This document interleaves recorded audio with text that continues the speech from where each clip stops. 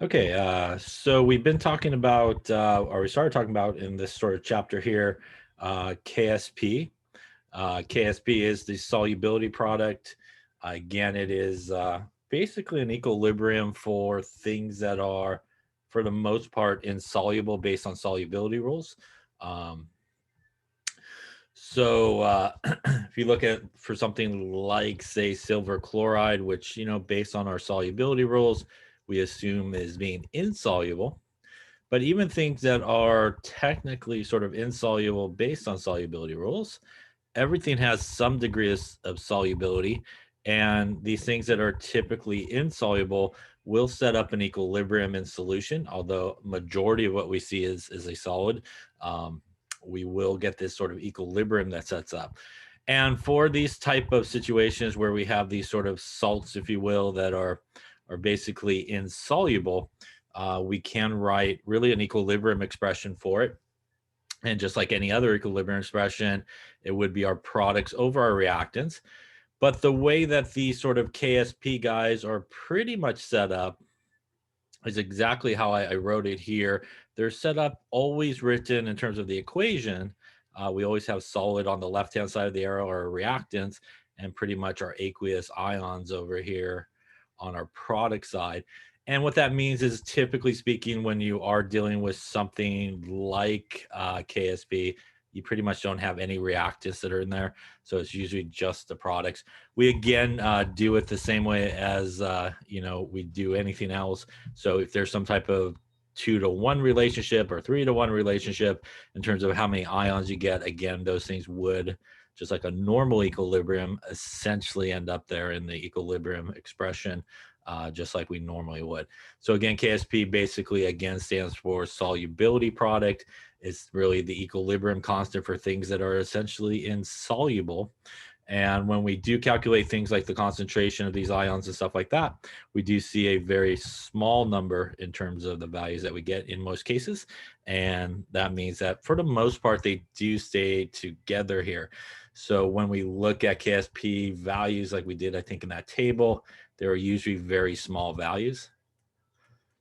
And again, what that means is, like any small equilibrium value, we mainly will have reactants when it reaches equilibrium, which means that essentially it does basically just kind of stay together as the whole thing, not very much dissolve. Now, as we also talked a little bit about last time, there is sort of things that can affect the solubility of these guys. And we're going to talk about some of those things today. Things like concentration, like common ions. Also, pH can have a sort of situation are affecting the sort of solubility of a salt. We have usually two types of problems, sort of KSP problems, straightforward KSP problems. One where you're given really just the KSP, and that's all you're given. That usually requires you for sure to do an ice table. Remember that we do the ice table pretty much like normal. Again, on our product side, they would be zeros. And the difference, though, is a lot of times in these problems, we will not use X as sort of the change part. We usually will substitute in there S, and S basically means the molarity or the molar solubility of that particular substance. So that's a very common sort of substitution that we do in these sort of problems. We also can look at solubility in other units like grams per liter, for example. And as we did the other day, to go from, again, grams per liter to, say, moles per liter, or vice versa. Again, the thing that ties that together is the molar mass for the periodic table, which is in grams per mole. So that's the guy that kind of ties both of those guys basically together. The other type of sort of KSP type problem that we saw was one where you're not given the KSP, but you're asked to actually solve for the KSP. So if you're asked to kind of solve for the KSP, usually you'll be given something about the solubility. Either you'll be given the molar solubility, you may be given the solubility in grams per liter or other type of unit, but you'll be given the solubility. Usually you want to take the solubility and convert it to basically molarity. We want to then relate that to the ions and then go into the Ksp expression. We also saw that, you don't necessarily have to do an ice table in this type of problem, but you can. It will kind of help you if you want, but you don't necessarily have to. You can actually just figure out the concentrations of each ions and then basically pop it in there into the Ksp expression and basically solve for the Ksp. Any questions on that stuff that we sort of talked about last time? Okay. So I think, let's see here. So we did the aluminum example, I think, at the very end. This is just a table, not from your book, but again, it's just sort of the different relationships and sort of the mathematical relationships that you sort of end up with when you have maybe more than one-to-one relationship in terms of how those ions break apart.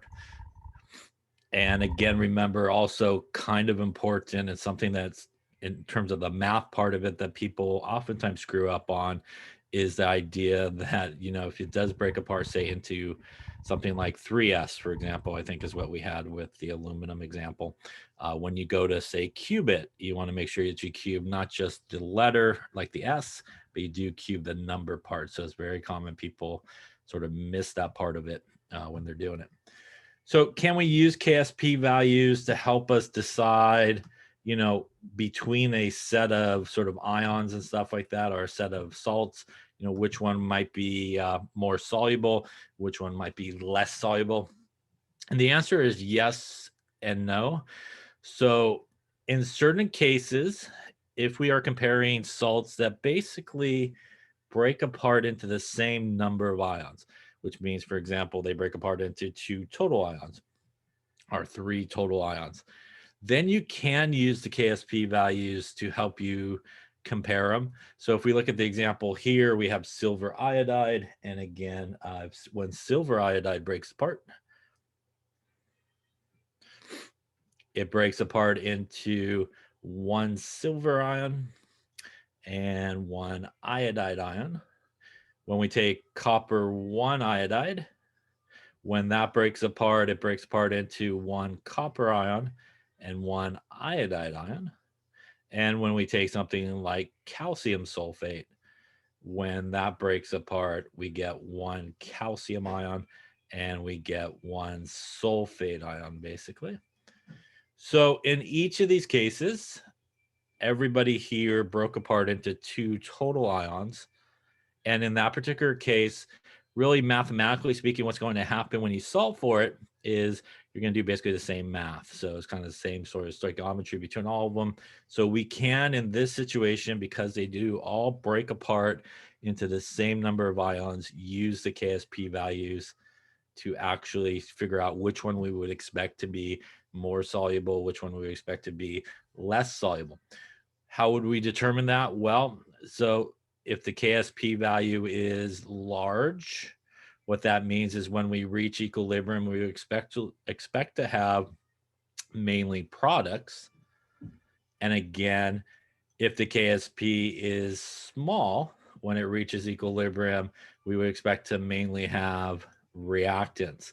And as we can see in all these cases with Ksp, we have solids on the left and basically aqueous ions on the right, which means if we have a large value for the Ksp in comparison, we would have more ions, which means it would be more soluble. If we had a smaller Ksp value when comparing, that means that we would have more reactants, which means not much of it has broken apart, which means it's less soluble or more insoluble in comparison. So if we actually look at the Ksp values on the table, which we don't have here on the slide, but if we did, what we see is that calcium sulfate has the largest Ksp value, which means we would expect it to be the most soluble. And in comparison to all 3 of these guys, silver iodide would have the lowest Ksp value, which means we would expect mainly reactants or the solid basically to stay together and be least insoluble or less insoluble. Least insoluble? I guess less insoluble. Any questions on that there?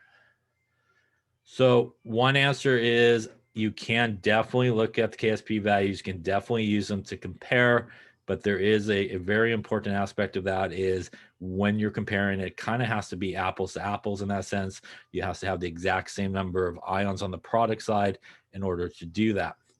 To demonstrate why that is, for example, let's take a look at this table here. And this table here, I think, is similar to one in your book. I think it's just from an earlier edition of your book, to be honest with you. But if we look at all three of these guys here, we have copper 2 sulfate, which when it breaks apart, we are going to get one copper ion and one sulfide ion. We have silver sulfide, which when it breaks apart, going to get us actually 2 silver ions and 1 sulfide ion. And we have bismuth here, sulfide, bismuth 3 sulfide. And when that breaks apart, we're actually going to get 2 bismuths here at +3 and 3 sulfides at -3. So in this case, we have a grand total of 2 ions. In this case, we have a grand total of 3 ions. And in this case, we have a grand total of a lot. That's 5 ions in this case. So if you were in this case to just go, I'm going to use the Ksp values to compare those, and I don't really care about the rest of it. I'm just going to use those Ksp values to compare them. What you would see is that this guy here, the copper 2 sulfate, has the largest Ksp, which if you went by that sort of reasoning previously, you would guess that this has the largest solubility as well. While the bismuth down here has the smallest Ksp, and you would think it would be the least soluble. And the actual difference, though, when you do the calculation is actually very different than that. It's actually opposite of that.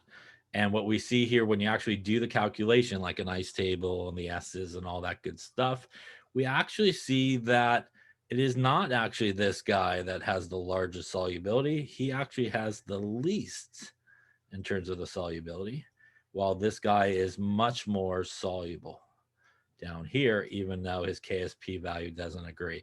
And again, it's because mathematically speaking, really stoichiometry speaking here as well, you know, we have sort of 3 ions, 2, 5 ions happening. So we have sort of a different relationship when we do the math part of it, and in terms of the solubility as well. So if it is 2 or 3 things that you're trying to compare and they absolutely break apart into the exact same number of ions, they don't have to be the same actual ions, but the same number of ions, you can look at the Ksp value and compare, largest being more soluble.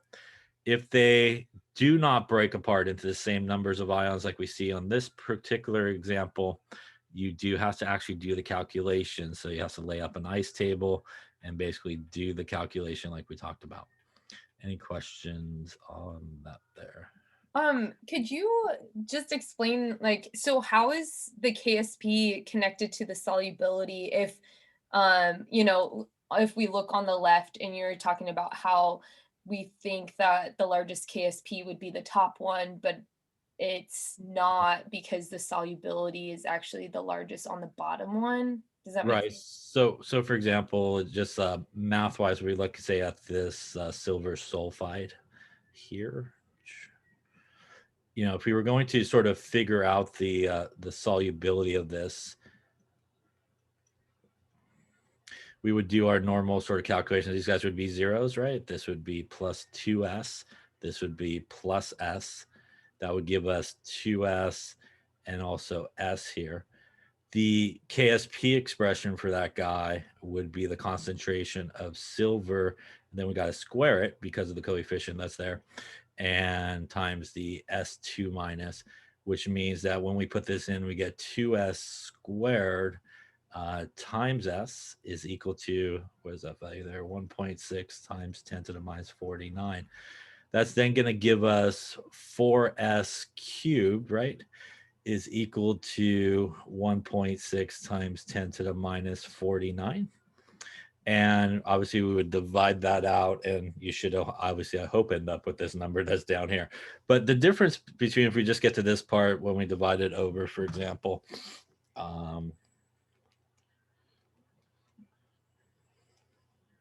we get something like S cubed is equal to 4 times 10 to the minus 50.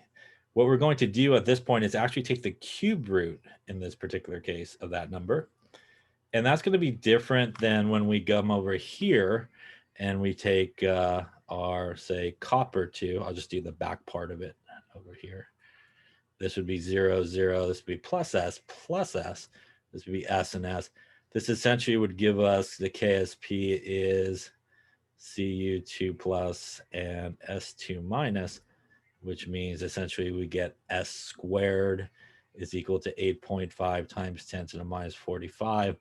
So we're going to actually take the square root here, right, of this number.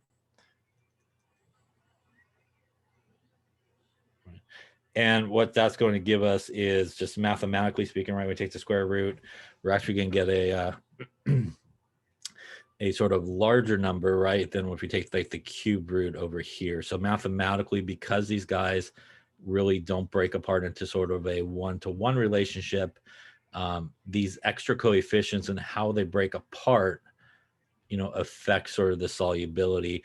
There's a lot more ions basically going for a swim down here, right, when this guy goes in, compared to here. So for every one of these guys, you're just generating 5 ions. And in this particular case, that means, as we could kind of see, we'll have a lot more ions floating around, which means a little bit more solubility. But math-wise, if we just look at it, obviously, if you take the, if you take the cube root there, we're going to get a sort of larger number than what we get over there on the other side. So it has a lot to do with sort of the math and how you would solve those guys as to how that relates to it. And that's why you can't really compare one-to-one, because they're not really breaking apart sort of the same. So when we have something that, like on the first example, breaks apart into 2 ions and 2 ions, it's sort of like comparing sort of, you know, for every one of those units that go in, we basically get 2 things, right? But here we're trying to compare something where we throw 1 in, we get 2, to something where we throw 1 in, we get like 3 ions, and we throw 1 in, we get like 5 ions. So the amount of ions obviously affects, you know, the solubility and all that, and, you know, what we would expect. So that's why you really have to do sort of the calculation to sort of determine, you know, the actual solubility of each of those things. Other questions on that? And obviously, if we take the square root of those guys and all that, we should end up hopefully with what's on the table there, I would hope. Other questions on that? So again, we want to make sure that we actually,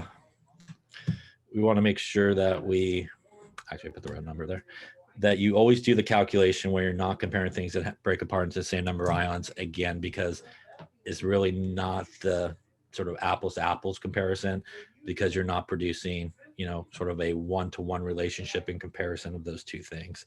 And obviously other ions floating around increases the solubility just by that process alone of getting kind of a 3-to-1 situation versus perhaps a 1-to-1 situation.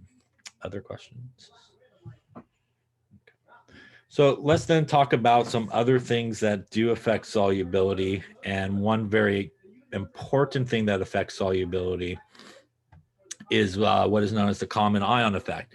So we saw the common ion effect, obviously, in when we talked about buffers. And we do actually see the common ion effect affect solubility as well. So the presence really of a common ion will decrease the solubility of that salt. So if you just think logically about sort of the situation here in terms of how things are set up, we pretty much have solids on the left-hand side. We have aqueous ions pretty much over here on the right-hand side, which means if we have a common ion, that would mean we have to have somebody on the product side. And our good friend Le Chatelier's principle would say that if we're increasing somebody on the product side, it will cause the equilibrium to shift away from it towards the reactant side. And again, the reactant side here would be where we have our solid, and thus decreasing the solubility. So again, because of the way these things are set up and the presence of those common ions, will cause the basically equilibrium to shift to the left and cause that salt basically to stay together and really not dissolve. So if we look at an example like silver bromide here, so if we have silver bromide with its Ksp of 7.7 times 10 to the minus 13, I'm just going to write this up on top, I think. 7.7 times 10 to the minus 13. If we were going to calculate the solubility of this guy, we would do the ice table. So this would be 0 and 0. This would be plus S and plus S. And what we'll end up with is S and S. This would go into our Ksp expression like we did last time.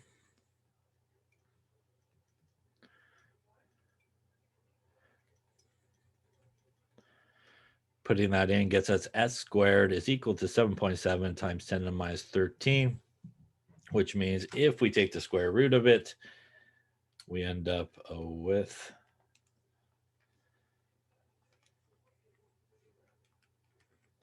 a number like 8.8 to the minus 7. And that is the molar solubility for basically silver bromide. If you just basically put it in water or you have it in water, and how it's going to basically dissolve.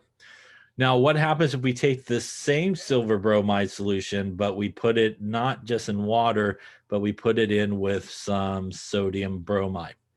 So sodium bromide is a salt and a strong electrolyte. When it goes into water, will break apart into sodium ions, right? And bromide ions. Again, solubility of things with sodium, pretty much soluble in everything. So we would expect it to break apart. It will not set up an equilibrium. The thing that will set up an equilibrium will still be our silver bromide here. And when it does, it makes a silver ion and a bromide ion, just like we had on the other side. And the Ksp obviously would be the same. The difference, though, when we do our ice table is this will be 0. But because of the presence here of the bromide coming from sodium bromide, we would have an initial concentration of 0.001 for the bromide. Again, a 1-to-1 relationship between these two guys. And again, that means that the bromide ion would be 0.001. And we would have an initial guy here. So kind of like when we do buffers and those type of situations, because of that common ion, we will have an initial guy on the right-hand side there. The rest of it's going to be the same, plus S, plus S. The rest of the ice table here, carrying it down, 0.001. Remember, this is plus S, not minus on that side. That's going to go into our Ksp expression, which is going to give us S times 0.01 plus S is equal to 7.7 times 10 to the minus 13. Again, just kind of like the ice table that we did before. Any questions on up to there? Why wouldn't we put anything for the left side for like the reactants? So in all these Ksp problems, the way that they're typically written is we have solids on the left, right? And aqueous ions on the right. And just like regular equilibrium, right, that we've been talking about, a couple of things that are never included, right, are things that are solid or liquids. So on all of these sort of regular Ksp problems, you'll always have solids on this side, which means not going to be included in the sort of expression like we have here. As you can see, there's nothing divided by it. And that means you don't have to put any numbers there, obviously, for that reason. Okay, thank you. You're welcome. Other questions? Okay, so at this point, we could solve it. You know what? We can actually make an assumption here. We could assume that S is equal to 0. That is definitely a very small value. And that gives us S actually times 0.001 is equal to 7.7 times 10 to the minus 13. And if we do some solving there, that is going to get us an S value of 7.7 times 10 to the minus 10. That is also molarity, since it is the molar solubility. You could also check it by dividing by 0.001 like we've done before, times it by 100. In my sort of practice here, usually you're pretty safe on the KSPs, but you should still probably check it just to make sure. But you're usually fairly safe because they are usually very, very small sort of values. And the whole idea here is they're really for things that are pretty much solid, anyways. So that means anything kind of coming this way is probably not going to be a lot to begin with. So you should check it, but it probably will still usually be okay. But what we do see is sort of what we anticipated here. We see that in comparison of the solubility, and we're just looking at the molar solubility here of these two. Within water, without the presence of the common ion, we can basically dissolve 8.8 times 10 to the minus 7 moles per liter, while the solubility decreases a lot here when we do have that common ion present. It goes down to 7.7 times 10 to the minus 10. And that is because the presence of this guy here initially causing the equilibrium to shift back this way, and thus keeping this guy together more than it does on this side. Any questions on any of that there?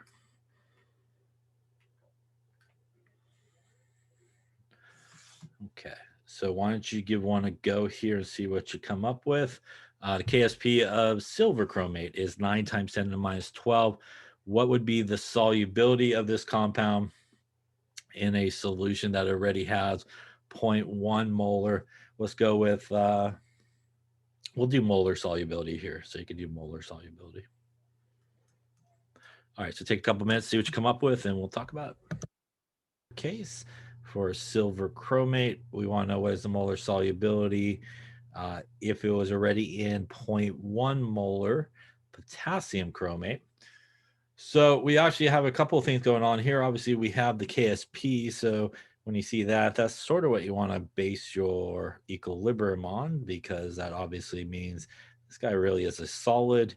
It's going to break apart. Again, we want to make sure we break it apart correctly here into some silver ions and chromate here. Ksp expression here would be the concentration of silver. We do need to square it because of the 2 that's there, times the concentration of chromate, and that would equal 9 times 10 to the minus 12. Now, this solution is not just in water, it is in a solution of potassium chromate. So we want to think about what that is. That's potassium chromate, which is K2CrO4. Because it's potassium, it's soluble, right? Which means it's going to break apart into a couple of potassium ions and 1 chromate ion here. Obviously, it is the chromate ion that is the common ion that we're looking at. So because this guy is 0.1 molar, it's a 1-to-1 relationship between those two. That means that the concentration of the chromate here would be 0.1. We're not interested in the potassium, but if you were, it would be 2 times 0.1, right? Would give you the concentration of the potassium. But again, it is the chromate here, which is our common ion. That's going to affect really our ice table here. This guy is going to be 0. But again, in order to make this a common ion problem, we got to have that initial concentration there, again, being supplied by the potassium chromate in this particular case. The change part here will be normal. This is going to be plus 2s. Again, the 2 goes for the exponent, also goes here as well. This is going to be plus s. And again, at equilibrium here, bringing it down to s, 0.1 plus s. Any questions on the ice table there? So could you explain again why you use the 0.1 in the silver chromate problem that you took from the potassium chromate? Yeah, so again, we can kind of think about it with my bad drawing here, but I'll do my best here. So let's say we had a beaker, right? And really, we're going to dump some silver chromate in there, right? And when we dump silver chromate in, it's mainly going to stay as a solid, but it is going to be the one that will set up this equilibrium.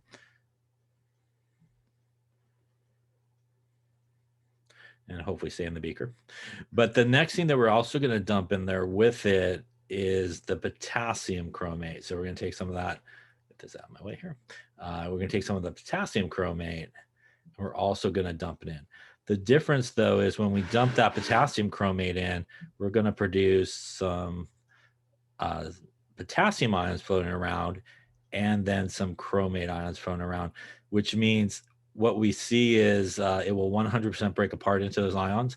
And what we essentially did by adding that potassium chromate is we're actually adding a larger source of chromate that we would have present in that beaker than if we just had the silver chromate by itself. If we had the silver chromate by itself, it would have at some point a little bit of that being produced, but we're kind of increasing very quickly the amount of chromate that's in that solution by dumping that potassium chromate in. And it basically kind of becomes like a Le Chatelier's principle problem.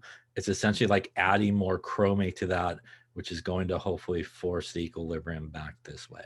So because of that potassium chromate, it's kind of a source of really those two things, is a source of potassium ions that you put in there, and it's a source of chromate ions. And again, it's that chromate that will be the common ion that's found in really the only equilibrium that would be set up in that beaker, which is coming from the silver chromate. Question on that? Okay, thank you. That makes a lot more sense. Okay. And yeah, and so the idea here is obviously if you have that silver chromate in there, it's going to take a second for it to start to produce some chromate ions. And that's why if we had, say, the silver chromate, you know, in there by itself, right, when we do the ice table, we initially go 0, 0, and some plus 2s and plus s, and then, you know, our 2s and our s. But what this demonstrates is, you know, when we do put that silver chromate in there, it's going to take a second for it to actually start making some chromate ions. And we're sort of jump starting that process in this case by adding that potassium chromate, because as soon as that goes for a swim, it's going to automatically produce some chromate ions that are free and available. And that's going to have an effect on what's going to happen when the silver chromate basically tries to come to equilibrium and stuff like that. Other questions on that? Okay, so let me get rid of some of this stuff here. So I got somewhere to write. So now that we have this, we are going to go into our Ksp expression here and obviously solve for S. Get rid of this guy. Perfect. So that means that the Ksp would equal our silver concentration there squared. So we want to make sure you still square it, times our 0.10 plus S, and that would equal our 9 times 10 to the minus 12. And in this case, just like before, we could actually assume, just like we did there, that S is equal to 0. Just like when we do the X is equal to 0, we're really talking about S's that we're adding things to. So it would be just that S we would pretty much get rid of. That would then give us 4S squared times 0.1 is equal to 9 times 10 to the minus 12. We're going to basically multiply 4 times 0.1, and then we're going to take 9 to the minus 12 and divide it by what we got there, which was our 0.4.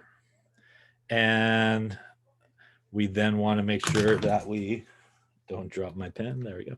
That gives us S squared is equal to 2.25 times 10 to the minus 11. At this point, we're going to square root it. And if we square root it, we are going to end up with 4.7 to the minus 6. And again, this is S, which is the molar solubility for silver chromate. Any questions on that? Again, we could check it by dividing by 0.1 and times it by 100, and you're good in that case when you do the check. So your check is good here when you divide it. Question on that? Again, if we wanted the molar we wanted the solubility in grams per liter, we would get the molar mass of this guy from the periodic table and obviously do that conversion, as this basically means that there's 4.7 times 10 to the minus 6 moles per liter. again, using that molar mass. If it asks for that, the moles would cancel and leave you with grams per liter. So again, that's sort of our conversion factor to go, obviously, just like normal, from moles to grams. And that's something, again, you're oftentimes asked to do in these type of problems, because you may not just be asked what's the molar solubility, but solubility in some other unit. Any questions on common ion effect and solubility? So this is, again, one aspect that actually would increase the insolubility in most cases of a salt by having that common ion present. Again, it will keep that salt together. Again, it really goes back to Le Chatelier's principle and it forcing the equilibrium to the left in this case, and that salt stays together, decreasing its solubility. So then let's talk about another really important factor in terms of solubility, and that actually is pH and solubility. So the pH of the solution has a very drastic sort of effect sometimes on the solubility, and whether or not perhaps you would see something become insoluble or see something become soluble has a lot to do with the pH of the solution, especially where we have equilibriums involving hydroxide, maybe H plus involved. It can have a very big effect on sort of the solubility of it. So the presence of a common ion, as we just saw, will decrease the solubility. Now, when we have an insoluble base, it will typically dissolve in acidic solutions, and vice versa. If you have an insoluble acid, it typically will dissolve in basic solutions. So for example, if we take something like magnesium hydroxide, and magnesium hydroxide has a Ksp value of 1.2 times 10 to the minus 11. Now, if we go through our magnesium hydroxide here, kind of like what we did with our aluminum hydroxide example earlier in this chapter, and we wanted to basically know the solubility of everybody there, we could go through our ice table like we've been doing in these problems. We would actually have two hydroxides here. And initially this would be 0, this would be 0. The change would be S and 2S. And at equilibrium, we would have S and 2S present. Again, just a regular Ksp sort of table. Our Ksp expression would be magnesium times the concentration of hydroxide. And again, we would need to square it because of the 2 that's there. And that means that we would have S times 2S squared is equal to 1.2 times 10 to the minus 11. That is going to get us, again, remembering to actually square the number there, that's going to give us 4S cubed is equal to 1.2 times 10 to the minus 11. And if we divide the 4 to the other side, going to give us S cubed is equal to, and I suppose this might help if you put the right number in there. Let's try that again. There we go. It's going to give us S cubed is 3 times 10 to the minus 12, taking the cubed root of that. And again, if you don't know how to punch that in your calculator, or you don't have sort of that button, you could do sort of the caret 1 divided by 3 to the number there, and that will usually do it for you. And that gives us something like 1.4 times 10 to the minus 4 molar would be the molar solubility here. First off, any questions on that calculation? That's similar to what we've been doing. So why is this important in terms of, say, pH? Well, it's important in terms of pH because we can now use that to figure out what is the hydroxide concentration at equilibrium. And we see that the hydroxide concentration is actually not S, but it's 2 times S, as we can see here. And that means that for the hydroxide, it would be 2 times 1.4 times 10 to the minus 4. And that would get us a hydroxide concentration of 2.9, we'll call it, times 10 to the, actually 2.8, I guess maybe is good. Should round my number there. 2.8 times 10 to the minus 4 molar. So why is knowing the hydroxide kind of important here? Well, if I know the hydroxide, that means I could actually calculate the pOH of this solution, which would be minus the log of 2.8 times 10 to the minus 4. So minus the log 2.8 to the minus 4 gives me something like 3.55. And at that point, what we could do is then take the pH, which would be 14 minus 3.55.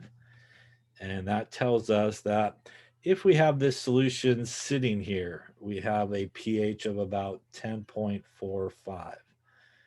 So this magnesium hydroxide solution in water, if you kind of mix it up, as we can see here, actually using our Ksp information, allows us to figure out the hydroxide concentration and actually allows us to figure out what the pH of that solution would be, sort of the baseline pH of that particular solution. First off, how to figure that part out there. Any questions on that? Our pH really does make sense, right? Because 10.45 is basic. This has hydroxide in it. We would hope that it should be basic in this particular case. So why is that sort of 10.45 number kind of important? Well, that 10.45 number is kind of important because let us say that we decided to drop the pH below 10.45.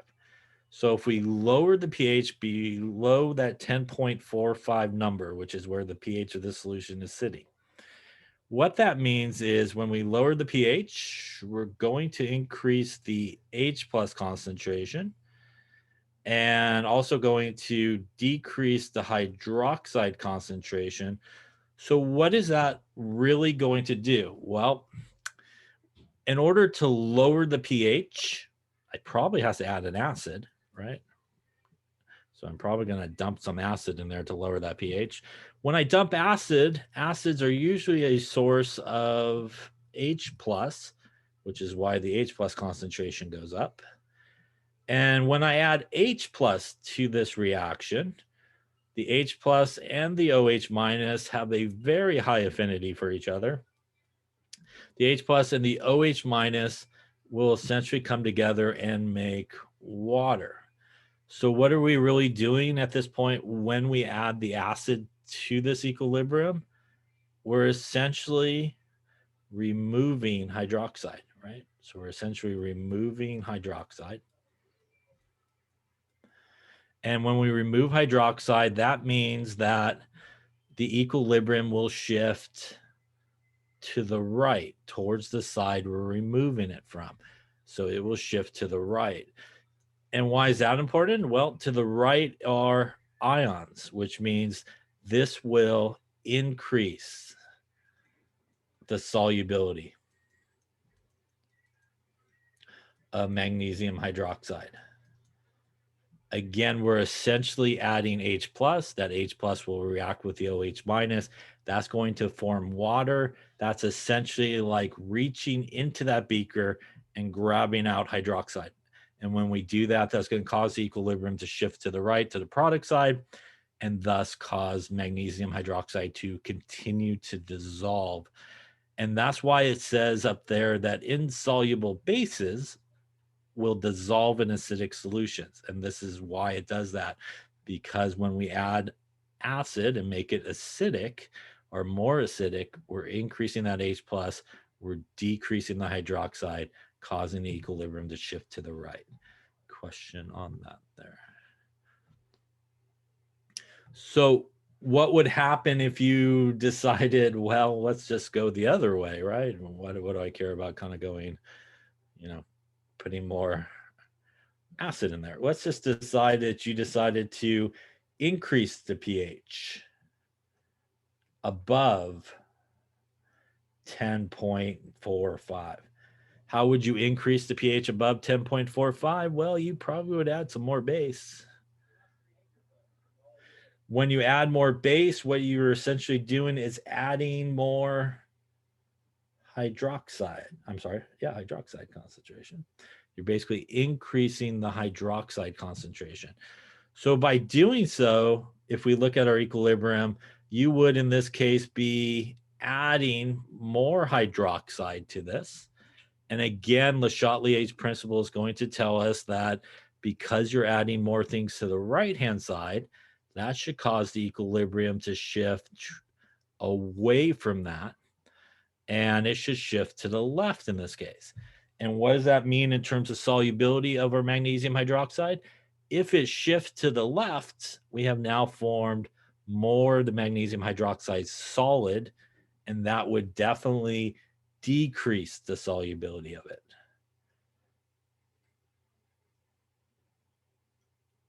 Any questions on that? So this is why in like say dimensional analysis, when you're doing conversions, this is why in qualitative analysis, there's a lot of steps as you read through those procedures where they have you really adjust the pH. And the purpose of adjusting the pH, again, is to provide an environment to, as we maybe talked about a little bit, to allow certain ions to become more soluble and allow other ions basically to become less soluble. And it allows you to kind of separate those guys out based on sort of their solubility. And actually the pH helps a lot with that. Any questions on how pH affects solubility? So a lot of times in these sort of problems, you could kind of get like your baseline pH for that solution in water. And you can make a pretty safe assumption, you know, if you go above that pH or below that pH, what you would expect to sort of happen. Any questions on pH there and solubility? Okay. Then let's talk about how we can predict, you know, will we perhaps see a solid form? And again, as I mentioned earlier in this chapter, sometimes people think, well, you know, my solubility rules say, hey, when I throw these two things together, I should always get a solid no matter what the situation is. And as we've seen so far, there are certain factors that can affect the solubility. Things like the common ion, things like pH can affect solubility. Concentration as well is another thing that really can affect whether or not perhaps you will see that precipitate form or you won't see a precipitate form. The actual concentration of the ions are really important in that aspect. So earlier on, we talked about Q and sort of that idea, and a reminder that Q is again calculated the same as K basically, or in this specific case, the Ksp. A Q we use again when we're not sure, you know, if we're sort of at equilibrium kind of initial conditions, or in this particular case, we're not really sure if we would expect a precipitate to form or not. And we can compare Q to the Ksp. If Q is greater than the Ksp, then we would expect a precipitate to form. Again, kind of opposite of where that goes. If Q is greater than the Ksp, it's going to go opposite of where it's pointing, and that's to the reactant side. Reactant side are solids all the time. And if Q is less than the Ksp, again, going opposite of where that points, takes you to the product side. And products is where we see ions or aqueous guys, and we would expect no precipitate basically to form. So let's take a look at a problem here. Here we're going to be mixing a couple of solutions together. And the goal here is to determine whether or not a solid would actually form in this particular case. So let's talk about the few things we're going to be mixing together. We're going to be pouring some sodium hydroxide with some calcium chloride. This is basically going to do a double displacement reaction. So we want to think about what ions we get here. We get some sodium ions, we get some hydroxide ions happening. Here we get some calcium ions and we get some chloride ions basically being made. And if you remember double displacement reactions, basically the positive guys switch partners. So what's going to happen is basically the sodium's going to go hook up there with the chloride. Calcium's going to go hook up with the hydroxide. And knowing your solubility sort of rules, you want to think about, is there anybody here that might make a solid or a precipitate? Hopefully, again, you know that sodium is pretty much soluble in everything, along with chloride almost is. So those two guys, when they come together, definitely are not going to make a solid. Again, sodium chloride would not be expected to be a solid. But when calcium hydroxide come together, it potentially could make a solid here. So we would want to focus in on the calcium hydroxide. In addition, if you could not figure that out, you could also look at a Ksp table, and you would see the Ksp table for calcium hydroxide. There is actually a number which would tell you it's probably the insoluble guy, and it is 8 times 10 to the minus 6. So again, even if you weren't very good on your solubility rules or up to your solubility rules, and you had a Ksp table kind of available to you, you would be able to find this guy on the Ksp table, and that should point you in the direction that that is probably what we should be dealing with in this particular case. Any questions on that? All right, so since we're going to focus in here on the calcium hydroxide, we really want to calculate Q and compare it to the Ksp value. So again, if it wasn't given to you, you would need to go to that table to get the Ksp value. Remember that when we talk about calcium hydroxide here, it is going to break apart, and important to know again how it breaks apart. It breaks apart into a calcium and a couple of hydroxides here. So important is, again, Q is calculated the same as Ksp, which means Q would equal the concentration of calcium times the concentration of hydroxide. And we do, again, need to square it because of the 2 that is there. So we need to kind of get these guys' concentrations here initially. So initially, when we dump this into a beaker or a flask or whatever it may be, right? When we dump this into here, we're basically dumping sodium hydroxide, which is basically a source of sodium ions and hydroxide ions. And we're dumping in calcium chloride, which is basically a source of calcium and chloride. So the source of hydroxide here is going to come from the sodium hydroxide information, but also important, as my award-winning drawing shows there, we are adding these things together, which means that we are doing some dilution. So we want the actual concentration of hydroxide in this mixture when it all goes for a swim together. So you would not use this number because that is not what it is when everybody comes together. So you got to do sort of your M1 V1 equals M2 V2 situation here. And if we do that there, I'm going to go with molarity of the sodium hydroxide is 0.2 molar. The volume we're using is 2 milliliters. Now, I got a liter here and milliliters here for our total volume. I'm going to convert it into milliliters just to keep everybody on the same unit. So 1 liter is 1,000 milliliters. So 1,000 milliliters of the calcium chloride mixed with 2 milliliters of our sodium hydroxide gives us a total volume of 1,002 milliliters. So again, you could convert it to liters if you want, but that's the total volume when everybody gets dumped into there. So that's going to give us M2 divided by 1,002 milliliters. That gives us an M2 for the sodium hydroxide here of 0.2 times 2 divided by 1,002. It looks like something like, we'll call it 4 times 10 to the minus 4. And that is going to be really our hydroxide concentration, as it is a 1-to-1 relationship there between the sodium hydroxide and the hydroxide. Our source of calcium, the only thing that has calcium in it is the calcium chloride. So again, that's going to be our source of calcium in this case. We do also need to do a similar calculation. So we are going to be using 0.1 molar of that guy.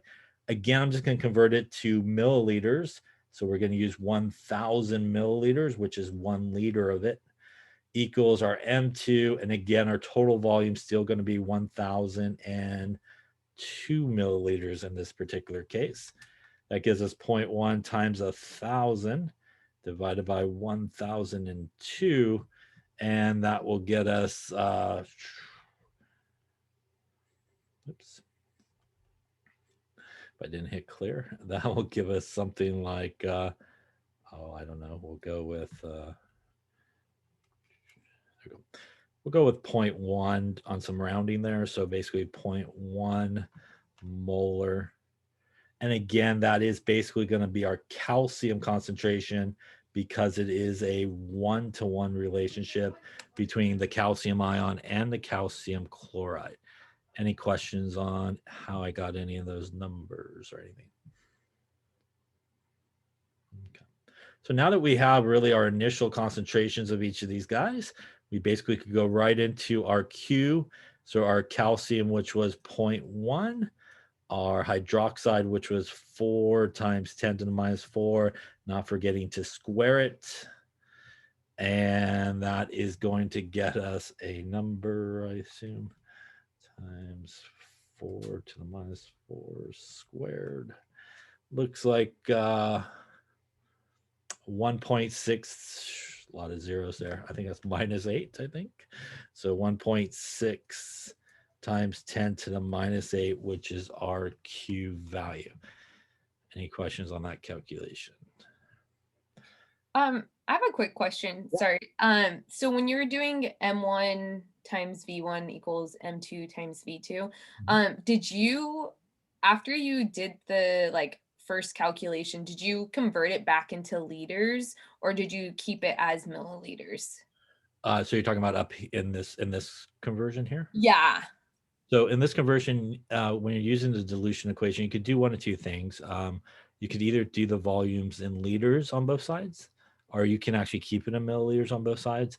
Because technically, when we do this part of the calculation on the left, when we take molarity times milliliters, what we get is not moles, we actually get millimoles.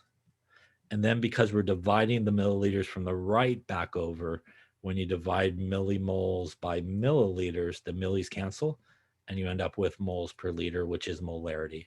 So that's how it kind of converts back to molarity when you do that. If you want, is perfectly fine. You could have done like what I did here.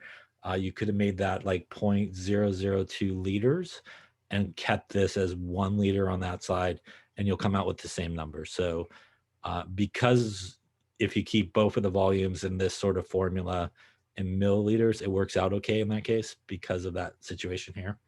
You don't have to worry about doing any type of conversion. You'll end up with molarity at the end. But you absolutely could do it in liters on both sides perfectly fine. Okay, so it's just like keeping it consistent with Yeah. The one thing you can't do though is for example, did like milliliters on the left and liters on the right, because you'll be off by that factor, right, of 1,000. So you can't do that. You just got to choose sort of which way you want to do it.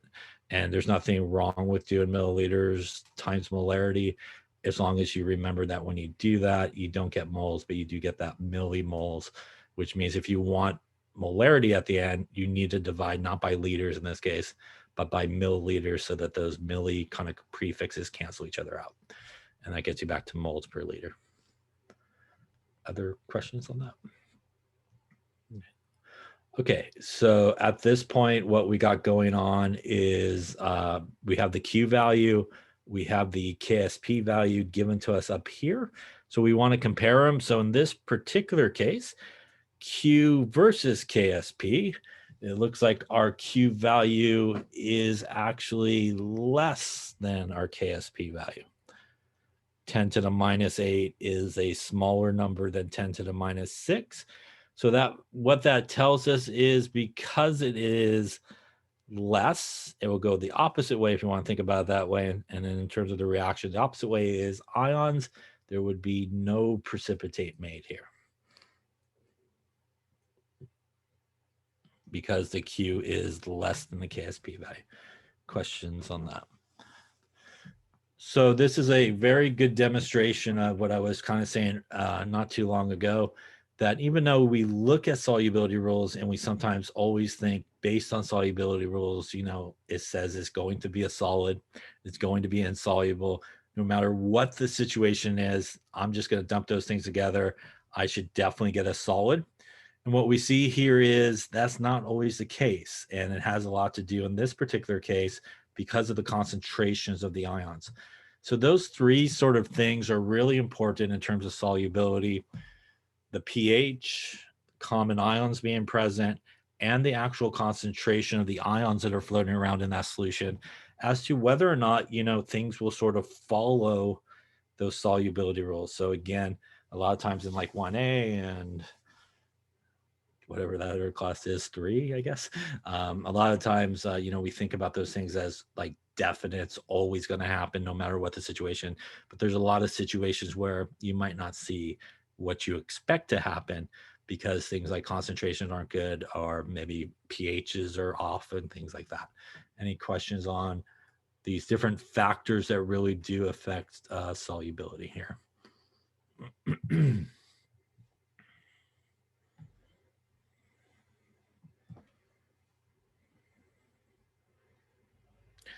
Yeah, so again, in this particular case, the reason why we do have to use this M1V1 equals M2V2 is because remember that, when we basically in this problem, what we're doing is we're going to go to the shelf, and over there on the shelf is a 0.2 molar bottle of sodium hydroxide. And we're going to go to this shelf basically and grab a 0.1 molar calcium chloride bottle. Now, if I took the sodium chloride and I dumped that in first into here, and again, that's going to produce sodium ions and hydroxide ions, and I didn't dump anything else in there with it, the concentration of this guy would be 2 molar at this point.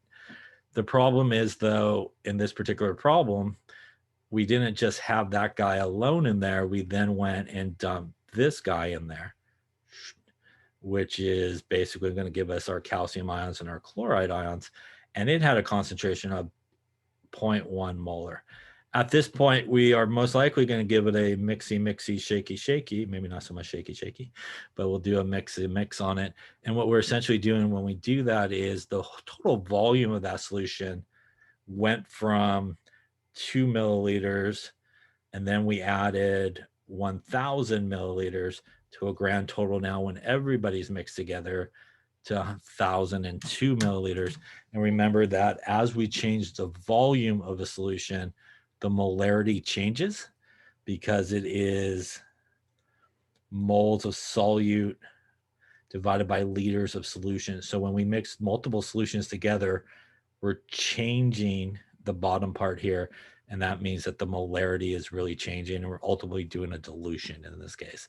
So you always want to make sure that you get the concentration of what everybody is all mixed together. So kind of like what we did with titrations. At the end of the titration, we had a whole bunch of different volumes in there. We converted the moles back to molarity by the total volume here, but you're essentially doing a dilution here. Whenever you mix multiple solutions together in a beaker, a test tube, and stuff like that. So you always want to make sure that you get the concentration it is in the mixture and not really the concentration it is off the shelf. It would only remain this concentration off the shelf if you really didn't add anything else to it. So it would always remain that. But as soon as you add something else to it, concentration definitely changes. Other questions on that? Okay. So those again are very important things, like I said, in terms of sort of solubility and seeing things that occur. So what's a sort of benefit of KSP and doing some of these KSP calculations? Well, part of the benefit is we can actually use the KSP to our advantage, and we can use the KSP to our advantage by doing something which is sometimes referred to as selective precipitation. So selective precipitation means I want to like take out only one ion as a solid, but keep everybody else basically floating around. That is really the basis of qualitative analysis, like we talked about. We take these groups of ions out as solids. Everybody else is still floating around in the beaker, the test tube, whatever it may be. And that can be very useful in a case like what we have here. Now, if we have a beaker, and this beaker basically contains bromide ions floating around and chloride ions floating around, and if we add some silver to it, when we add silver to it, the silver bromide would form a solid based on solubility rules, but the silver would also form a solid with the chloride. What would be the problem of just randomly going, I'm just going to dump the silver in? Well, the problem we can see over here is sort of in the picture. One of these test tubes is silver chloride, and one is silver bromide. They're both basically white precipitates, which means if you were really not very careful with how you're adding the silver to this mixture, you'll just get a big pile of white solid, and you can't really go through it and go, well, I think this little white solid is the silver chloride. This one, yeah, kind of looks like the silver bromide.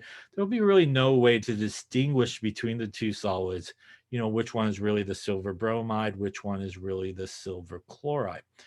So the goal in a problem such as this is that we would want to kind of add silver in the right concentration to allow one of the ions to come out of solution as a solid, but leave the other ion basically floating around as an ion and not a solid yet. And again, that's the idea here behind what is known as selective precipitation. So in this problem, what we want to do is figure out how can we add silver to this solution that only precipitates out our silver bromide, but leaves our chloride ions basically flying around or floating around kind of untouched. And we could actually use the Ksp to help us do that.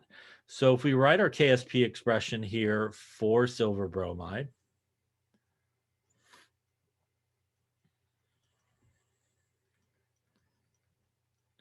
and what we know about each of these ions that are floating around is they both have a concentration of 0.02 molar. So what I know is the concentration of this guy, I know the Ksp. I could actually rearrange the Ksp expression and solve for the concentration of silver, which would be 7.7 times 10 to the minus 13 divided by 0.2 molar. That gives me a concentration of silver of 3.9 times 10 to the minus 11 molar. What does that number mean? That number means that's the minimum amount of silver that's needed to start to see silver bromide precipitate out. So what I know now is if I dump my silver in at 3.9 times 10 to the minus 11, I should start to see silver bromide coming out as a white solid. Now, what we need to know is, will that also allow chloride to come out as a solid? We could do a similar calculation using the Ksp for silver chloride.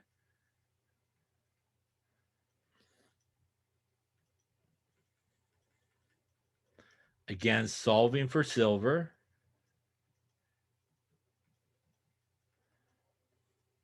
And again, the chloride concentration was 0.2 molar as well. And that gives us a concentration of 8 times 10 to the minus 9 molar. What does that number represent? That number represents the minimum amount of silver needed to precipitate out silver chloride as a solid. So what that tells us is this number is much larger. The silver chloride number is much larger than the silver bromide number. So what that means is if I take my concentration of silver and I have it at least 3 times 10 to the minus 11 molar, but I keep that concentration of silver less than 8.0 times 10 to the minus 9 molar, I will see only silver bromide come out as a solid. It will not basically precipitate out the silver chloride. So what that means is, in this situation, we could start adding our silver to a minimum concentration of 3.9 times 10 to the minus 11. We will start to see the bromide precipitating out. Not red, but it would look white. And we can continue to increase our silver concentration all the way up to just below 8 times 10 to the minus 9 molar. At some point, what we would expect to probably happen is we would expect to stop seeing some white solid forming. And once we stop seeing white solid formed, we could be pretty sure that we got rid of all of the bromide ions. You know, you can continue to add that silver all the way up to just below 8 times 10 to the minus 9. And again, you should see some white solid form. You can centrifuge it out. And then you can then get to some point where you don't see any more solid forming. And then what you could do is then go, all right, I'm going to now increase my silver concentration to 8 times 10 to the minus 9. And at this point, all the bromide's gone. And what you should start to see at this point is more solids happening. And that more solid is the chloride starting to precipitate out at this point. And again, you can follow that same path until you stop seeing any more white solid. And by doing that sort of selectively, keeping the concentration of silver under control, we can selectively take out the bromide first until it's all gone, followed by the chloride as white solids. And we can know for sure when I see that first white solid forming, I can feel very confident that it should be silver bromide. When I then stop seeing it form and I increase the silver concentration to 8 times 10 to the minus 9, and I see again a white solid form, I should be very confident that it is the chloride, silver chloride being formed at that point. And I have now selectively precipitated out both of those ions from each other rather than just a mixture of them all together. Any questions on that? Now, one last thing here, and we'll wrap it up in terms of this, is we could have actually predicted this, and this is why the question is asked like this, because this is 2 ions, right? This guy is 2 ions. We could actually look at the Ksp values. And when we compare the Ksp values, we see that the silver chloride is larger, which means it's more soluble. And that's why the question asks what you need to get the bromide out first, because this guy, based on Ksp values, is actually least soluble of the two. And again, we can compare that because they both make 2 ions. So we could actually predict, without it telling us how to do it, that we would expect the bromide